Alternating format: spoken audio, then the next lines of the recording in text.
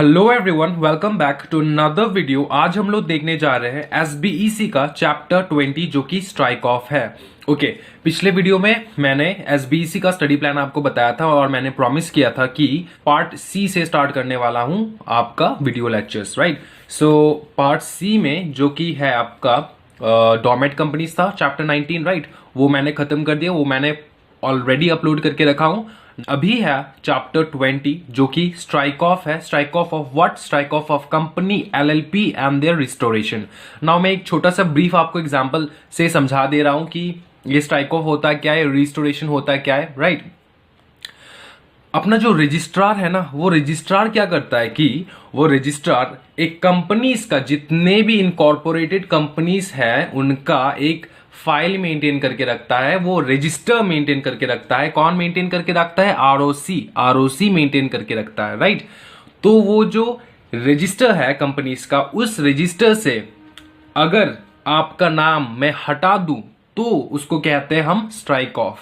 Okay, restoration क्या होता है कि नाम मैंने हटा दिया और उसके बाद फिर से आपका नाम मैं लिख दूं उसी रजिस्टर पे। नाउ वो रजिस्टर ऑफ कंपनीज हो या रजिस्टर ऑफ एलएलपी हो, वो एक ही बात है, राइट। तो हम लोग यहां पे आज वेरियस टॉपिक्स डिस्कस करने वाले हैं। ये एक वीडियो में कंप्लीट करना पॉसिबल नहीं है ये chapter, so I will break it into 2 videos, right. तो पहला है ways of striking off companies, right. Now ways of striking off companies और एलएलपी का दोनों एक ही है, सेम ही है, understood. LLP, okay. Ways of striking off companies and LLP ये देखेंगे। फिर देखेंगे strike off by ROC suo motu. जब आरओसी स्ट्राइक ऑफ करता है तो क्यों करता है और किस प्रकार से करता है, किस प्रोसीजर से करता है, राइट। कंपनी एलएलपी दोनों का देखेंगे। Strike off by way of filing an application by the company, ये हम लोग देखेंगे। कंपनी और एलएलपी दोनों का मतलब बाय वे ऑफ एप्लीकेशन, मतलब एलएलपी या फिर कंपनी खुद अपने मर्जी से एप्लीकेशन दे रहा है। किसको एप्लीकेशन दे रहा है? आरओसी को एप्लीकेशन दे रहा है, right. For what? For striking of its name, right, for any reasons may be. ना वो हम लोग देख लेंगे। नेक्स्ट है types of companies which can not be removed. वो ऐसा कंपनीज, कौन सा कंपनीज है जो कि रिमूव नहीं किया जा सकता, जिसका नाम स्ट्राइक ऑफ नहीं किया जा सकता, वो हम लोग देखेंगे। फिर देखेंगे कि कौन सा कंपनीज है जो अप्लाई ही नहीं कर सकते for striking of their names. एक है जो आरओसी स्ट्राइक ऑफ नहीं कर सकता और एक है जो कंपनी खुद अप्लाई नहीं कर सकता for strike off, right. Next है restoration of company and LLP. Strike off हो गया, नाम कट गया, नाउ फिर से हम वो नाम रिस्टोर करेंगे। और लास्ट में अपना होगा लिस्ट ऑफ एसटीके फॉर्म्स। नाउ जितना भी एसटीके फॉर्म्स है उसका एक लिस्ट, मतलब इस टॉपिक में, राइट, इस चैप्टर में जितना भी फॉर्म्स है, राइट, स्ट्राइक ऑफ के चैप्टर में जितना भी फॉर्म्स है, वो फॉर्म्स का लिस्ट मैं अच्छे से डिजाइन करके आपको दे दूंगा सो दैट आपको पढ़ने में दिक्कत ना आए, right. Now let's go into it, not wasting any time further. पहला टॉपिक क्या है? Ways of striking off companies और एलएलपी, राइट। इन दोनों का मैंने एक साथ लिख के रखा हूं, उसके बाद का जो पोर्शंस है वो एक एक करके, okay, you will understand this. पहला क्या है कि प्रोसीजर, राइट, मतलब कौन सा वेस है, कौन सा वेस है स्ट्राइकिंग ऑफ कंपनीज। दो ही वेस है, राइट। एक है आरओसी अपने खुद के मर्जी से या फिर कंपनी अपनी खुद की मर्जी से एप्लीकेशन करे, या फिर आरओसी नाम मिटाए, आरओसी के ऑर्डर से स्ट्राइक ऑफ हो, या फिर कंपनी खुद के एप्लीकेशन से अपने कंपनी का नाम स्ट्राइक ऑफ करना चाहती हो, राइट। पहला क्या है? पावर ऑफ रजिस्ट्रार, मतलब ROC to strike off suo motu, right. Suo motu मतलब अपने खुद के मर्जी से आरओसी ने स्ट्राइक ऑफ का ऑर्डर दे दिया, तो ये पावर आरओसी के पास रहता है, राइट। तो ये जो है ना, ये जो पोर्शन है ये गवर्न करता है अपना कंपनीज एक्ट में कंपनी के लिए, वो है section 248 subsection 1, right. Power of registrar deal करता है 248 सबसेक्शन 1। ये किसके लिए है? कंपनी के लिए। कहां पे लिखा है? Companies act, right.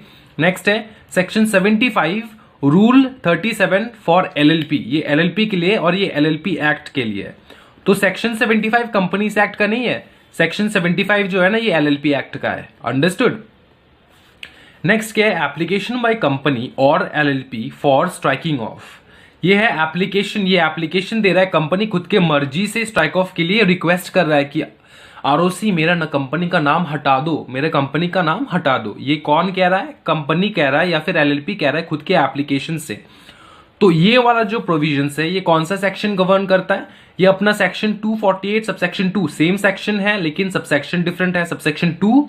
और यहां पे है rule 4 for company, right? Section 248 subsection 2 rule 4 for company, ये कहां पे लिखा है? Companies act, right?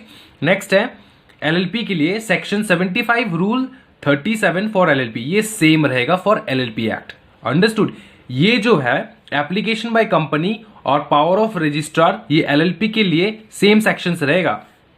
और जो एप्लीकेशन बाय कंपनी और पावर ऑफ रजिस्ट्रार ये जो है ये कंपनीज के लिए सेम सेक्शन रहेगा लेकिन सबसेक्शन डिफरेंट है, सबसेक्शन 1 है यहाँ पे, सबसेक्शन 2 है।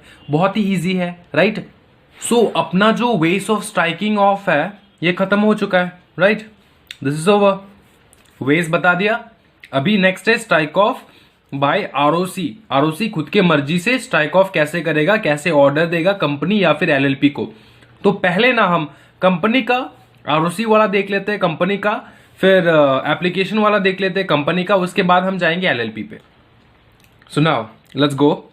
Section 248 subsection 1, power of registrar to strike off suo motu. ROC ने आपको क्या कहा? आपको कहा कि आपका जो कंपनी है ना वो स्ट्राइक ऑफ कर दे रहे हम, ठीक है? ये आरओसी के खुद के मर्जी से, सुओ मोटो आरओसी का पावर है, ठीक है? ROC have that power to strike off your name from the companies registrar. Now कौन सा तो कंडीशन है जिसकी वजह से आरओसी विल डू दैट? कोई तो रीजन होगा ना। आप आरओसी को पूछोगे लेकिन सर आरओसी क्यों आप ऐसा कर रहे हो हमारे साथ? Why do you want to strike off our name? तो आरओसी ना 2 रीजन देगा। क्यों? देख भाई, तेरा जो कंपनी है ना वो फेल्ड हो चुका है टू कमेंस इज बिजनेस। वो कोई भी बिजनेस नहीं कर रहा है, वो फेल्ड हो चुका है to commence is business within 1 year of its incorporation.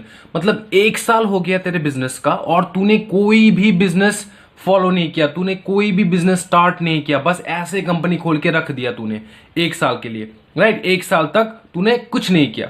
Okay, now ये एक रीजन हो सकता है, या फिर दूसरा रीजन हो सकता है कि company not carrying on any business or operation for 2 years of its incorporation. एक है तूने बिजनेस स्टार्ट ही नहीं किया, ठीक है?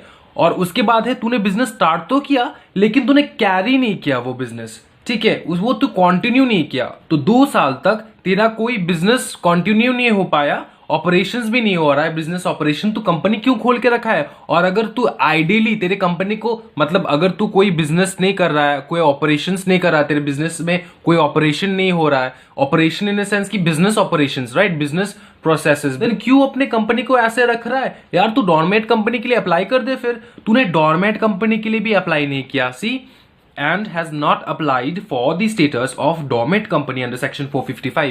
तो तूने डॉर्मेट कंपनी के लिए भी अप्लाई नहीं किया, तेरा कंपनी ऐसे आइडल पड़ा है, मतलब इनएक्टिव कंपनी है, एक्टिव कंपनी नहीं है, और तूने डॉर्मेट कंपनी के लिए भी अप्लाई नहीं किया। तो तुझको क्या लगता है मैं ऐसे रखने दूंगा तुझको? नहीं ना। तो सुन मेरा बात, मैं तेरा जो कंपनी है वो स्ट्राइक ऑफ कर रहा हूं। सो ये 2 रीजन है जिसके वजह से आरओसी स्ट्राइक ऑफ करता है कंपनीज का। अंडरस्टूड? कंपनीज का किसका? कंपनीज के नाम का, राइट? कंपनीज का नाम स्ट्राइक ऑफ कर देता है रजिस्ट्रार से। नाउ अभी हम लोग देख लेते हैं कि वो प्रोसीजर कौन सा प्रोसीजर है जिस प्रोसीजर से आरओसी स्ट्राइक ऑफ करता है। मतलब देखो, आरओसी ने डिसाइड किया स्ट्राइक ऑफ करना है, तो क्या वो अभी के अभी स्ट्राइक ऑफ कर देगा? नहीं, एक प्रोसीजर होता है ना स्ट्राइक ऑफ करने का, इजंट इट? अगर टीचर तुमको क्लास में पनिश कर रहा हो तो क्या क्लास में ऐसे पनिश कर देगा, तुम जहां पे खड़े हो उधर पे पनिश कर देगा, या फिर तुमको बुलाएगा कि आओ बेटा इधर आओ जरा, इधर आओ तो जरा, फिर तुमसे पूछेगा कि यार तूने ऐसा क्यों किया, फिर तुम बताओगे। अगर टीचर को वैलिड रीजन नहीं लगा तो चमाट, राइट? तो वही है, सेम है, ठीक है? अपने बचपन के दिन याद कर लेना, ये आराम से हो जाएगा। पहला क्या होता है कि आरओसी कंपनी को नोटिस भेजता है, राइट? टीचर आपको बुला रहा है तो आरओसी कंपनी को नोटिस भेजता है और डायरेक्टर्स को, राइट? कंपनी और उसके डायरेक्टर्स को नोटिस भेजता है, जो कि नोटिस एसटीके 1 के नाम से जाना जाता है, राइट? इन एसटीके 1। सेकंड क्या करता है कि नोटिस में क्या लिखा होता है कि आरओसी जो है ना वो कंपनी से पूछता है, कंपनी से रिक्वेस्ट करता है कि यार कंपनी बता जरा, कंपनी और इसके डायरेक्टर से रिक्वेस्ट करता है, पूछता है कि कंपनी बता जरा तूने ऐसा क्यों किया, to send representation along with copies of relevant document। Right. तो रिप्रेजेंटेशन इन्हें मतलब क्यों, रिप्रेजेंटेशन का मतलब क्या है कि कंपनी आपसे पूछ रहा है कि यार why have you done this act and if you have done this act what is the reason behind it, right, what is the reason behind it। और आप जो कुछ भी रीजन दो ना उसके साथ आप रिलेवेंट डॉक्यूमेंट्स भेजना कि इस वजह से हुआ है। आपके बातों पे हम विश्वास करने नहीं वाले हैं, आप रिलेवेंट डॉक्यूमेंट भेजना कि हाँ इस वजह के कारण आपने 2 साल से कंपनी का बिजनेस कैरी नहीं किया, आपने 1 साल तक बिजनेस स्टार्ट ही नहीं किया, ठीक है, ऑल दैट रीजंस आप डॉक्यूमेंट दिखाइए। मुंह के बात पे हम लोग विश्वास नहीं करने वाले। तो पहला क्या स्टेप है, पहला ये स्टेप है कि आरओसी जो है वो कंपनी को बुलाता है, वो कंपनी को नोटिस देता है। कौन से फॉर्म में, STK 1 में। उसके बाद नोटिस में क्या लिखा होता है, नोटिस में लिखा होता है आरओसी कंपनी को कहता है कि यार तूने जो ऐसा किया ये क्यों किया मुझको बता जरा, ठीक है। इन the notice ROC request company and directors to send representation along with copies of relevant document, ठीक है, और दस्तावेज साथ में लाना, ठीक है, रिलेवेंट डॉक्यूमेंट साथ में लाना, क्यों तूने ऐसा किया। नेक्स्ट पोर्शन क्या है देख, अभी चमाट खाने का बारी है, ठीक है।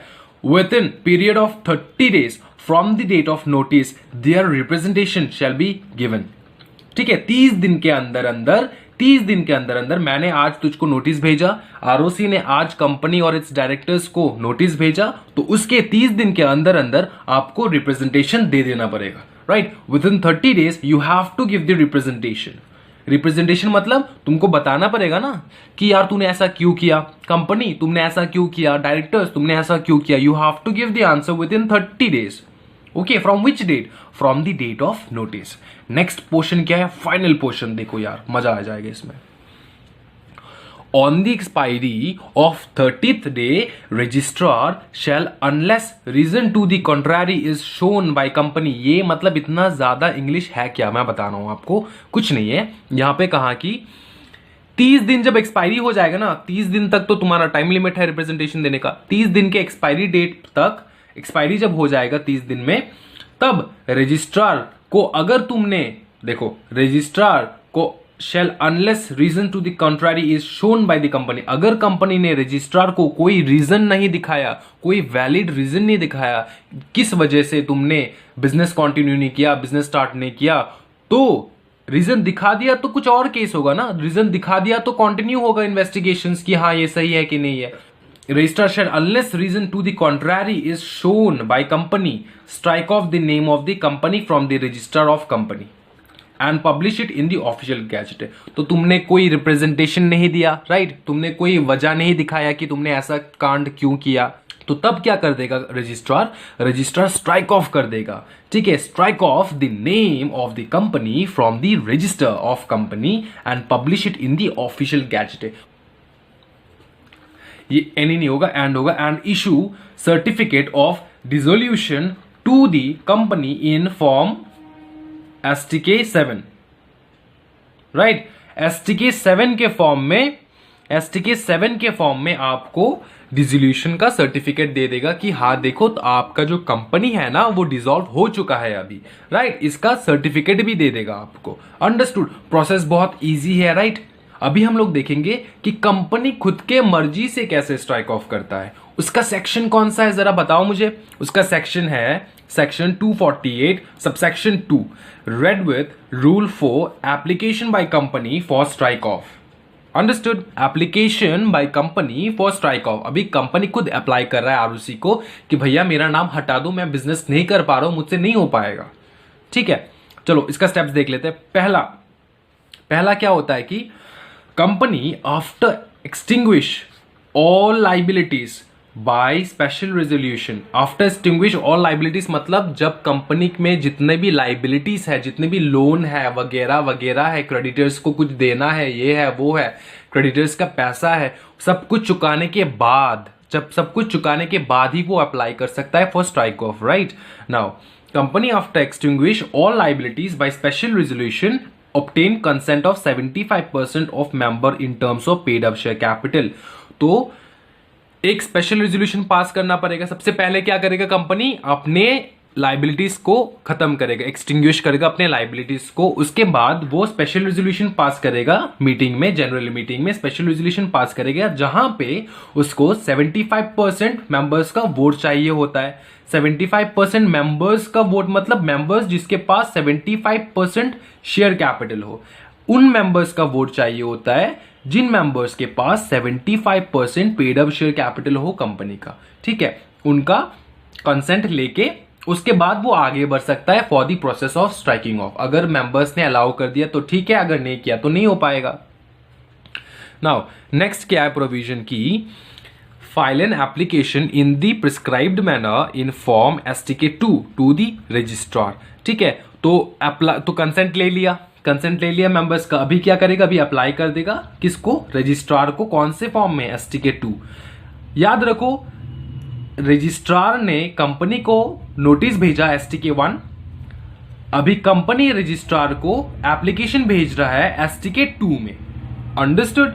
Next, all the reasons satisfied by the registrar on grounds of subsection 1, मतलब यहां पे बोला गया कि अगर रजिस्ट्रार को सेटिस्फाई लगे जो भी रीजंस कंपनी ने दिया है वो सबसेक्शन 1 के तहत है, सबसेक्शन अकॉर्डिंग टू सबसेक्शन 1 के तहत है। तो सबसेक्शन 1 का कौन सा वो रीजंस था, सबसेक्शन 1 का रीजंस ये था ना, ये A B वाला, ये तो सबसेक्शन 1 का रीजंस है। Registrar gives public notice, registrar क्या करेगा, पब्लिक नोटिस देगा। अभी रजिस्ट्रार को क्या हुआ, रजिस्ट्रार ने रिसीव किया एप्लीकेशन, रजिस्ट्रार ने रिसीव किया एप्लीकेशन कौन से फॉर्म में, STK2 में रिसीव किया एप्लीकेशन। उसके बाद रजिस्ट्रार को अगर लगा कि हाँ ठीक है उसका एप्लीकेशन इज वैलिड, तो उसके बाद चौथा स्टेप यह है कि रजिस्ट्रार क्या करेगा, वो पब्लिक नोटिस देगा। STK5 वाला नोटिस होगा न्यूज़पेपर का, STK6 वाला नोटिस होगा ऑफिशियल गैजेट का। Right.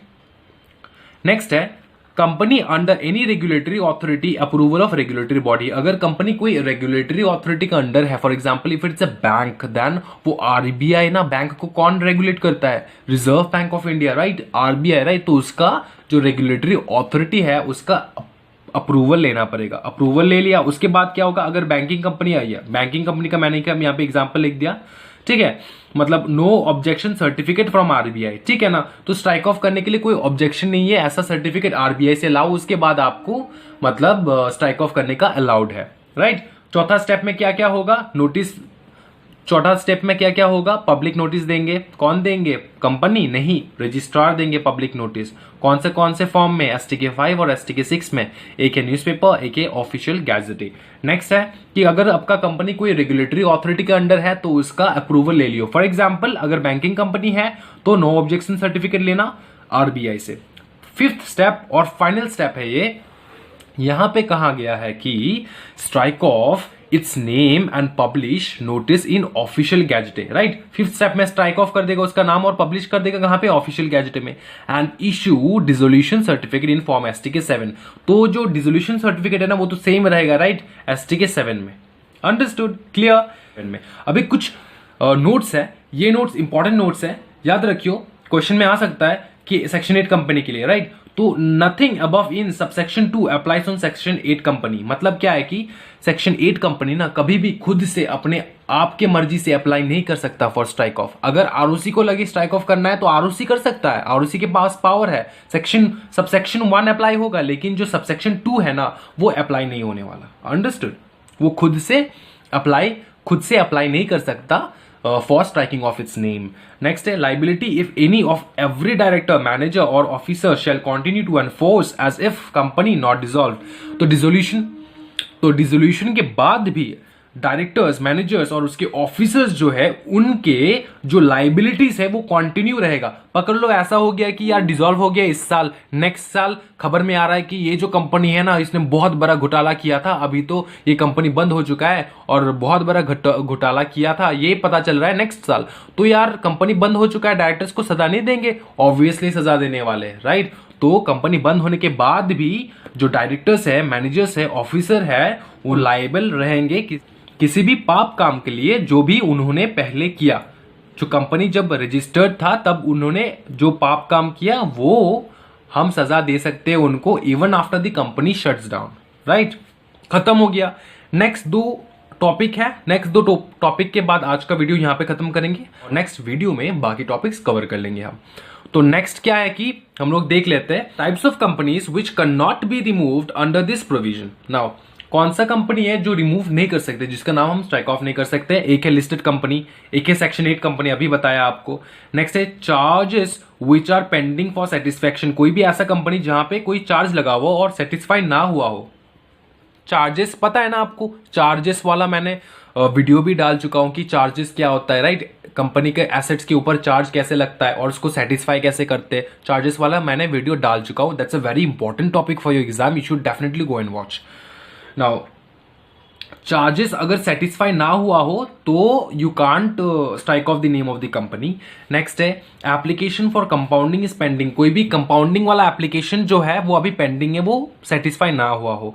Against which any prosecution for an offence is pending in any court, मतलब कोर्ट में आपका केस चल रहा हो, कंपनी का केस चल रहा हो, तो you can not strike off the name of the company, right? आपका कंपनी वैनिशिंग कंपनी हो, vanishing company no. What is vanishing company? Vanishing company मतलब ऐसा कंपनी जो कि गायब हो जाए। No no no, nothing like that. देखो वैनिशिंग कंपनी जो है ना वो कंपनीज एक्ट के तहत ही रजिस्टर्ड होता है, वो एक लिस्टेड कंपनी होता है वैनिशिंग कंपनी, अंडरस्टूड? जो कि अपना एनुअल रिटर्न ना भरा हो। किसके पास? आरओसी के पास और उसके स्टॉक एक्सचेंज के पास उसने एनुअल रिटर्न नहीं सबमिट किया, ठीक है? और कितने साल के लिए सबमिट नहीं किया? 2 साल से, पिछले 2 साल से उसने सबमिट ही नहीं किया, अंडरस्टूड? को क्या नहीं सबमिट किया? Annual return, understood? वैसे कंपनीज को कहते हैं हम लोग vanishing companies. Now delisted due to non compliance of listing regulations, आप एक लिस्टेड कंपनी हो और आप डीलिस्ट हो चुके हो क्योंकि आपने कंप्लायंस नहीं किया, क्योंकि आपने स्टॉक एक्सचेंज का कंप्लायंस नहीं किया, लिस्टिंग रेगुलेशंस का कंप्लायंस नहीं किया, तो आपका कंपनी का नाम हम लोग स्ट्राइक ऑफ के लिए अलाउ नहीं कर सकते हैं। Companies where inspection and investigation being carried on, ठीक है? जिसका इंस्पेक्शन हो रहा हो, इन्वेस्टिगेशन चल रहा हो, वैसे कंपनी का नाम we can not give it for striking off. आज का जो लास्ट टॉपिक है वो है situations in which company can't apply for strike off. तो वो कौन सा सिचुएशंस है जहां पे कंपनी स्ट्राइक ऑफ के लिए अप्लाई नहीं कर सकता? Company has change its name, आपने नाम चेंज कर लिया, आपने नाम चेंज कर लिया, तो आपका नाम स्ट्राइक ऑफ के लिए अलाउ नहीं कर सकते हम। क्योंकि देखो इसका भी रीजन है ना, ऑब्वियसली आपने नाम चेंज किया है, तो नाम चेंज किया है, there might be some reason ना, नेगेटिव रीजन भी हो सकता है, क्योंकि आपके कंपनी ने कुछ ऐसा कांड कर चुके हो जो मतलब इलीगल है और उससे बचने के लिए you have change the name. तो for that reason we can not allow your company for strike off, understood?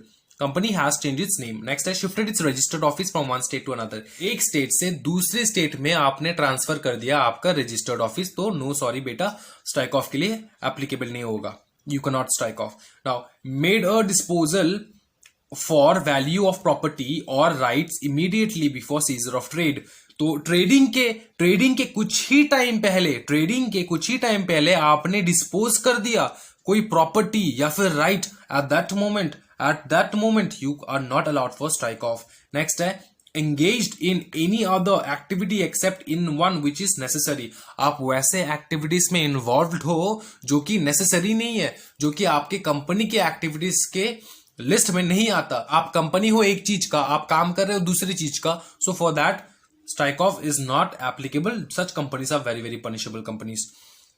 Now next है application to the tribunal for compromise and arrangement, अगर आप ट्राइब्यूनल को कॉम्प्रोमाइज एंड अरेंजमेंट का application दे चुके हो, submit कर चुके हो, at that moment strike off is not applicable. This is the only provisions for today. We will meet in the next video, और नेक्स्ट वीडियो में हम लोग बाकी जो स्ट्राइक ऑफ का पूरा पोर्शन है जो कि एलएलपी का होगा, स्ट्राइक ऑफ एलएलपी, उसका हम लोग कवर करेंगे। स्ट्राइक ऑफ के बाद रिस्टोरेशन कैसे होता है कंपनी का, वो भी हम लोग कवर कर लेंगे, understood? Thank you, happy learning.